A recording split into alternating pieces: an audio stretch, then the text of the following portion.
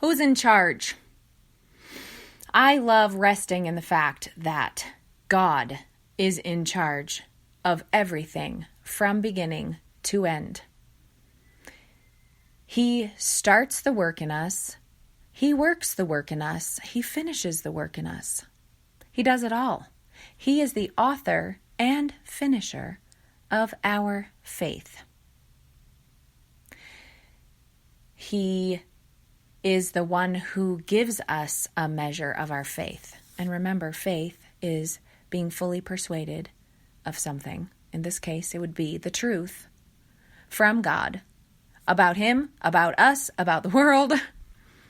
So He is in charge of our salvation. He's in charge of our repentance. He's in charge of our whole life, right? Because it's not our life anymore. It's His life in us, that He's living in us.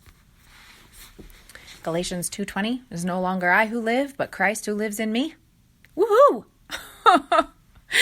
It is such a release of pressure to know that He is in charge of being the one to change our mind while we meditate on Him and His Word. He does the work of changing our mind, which is what repentance is. And then that automatically changes our actions and our behaviors.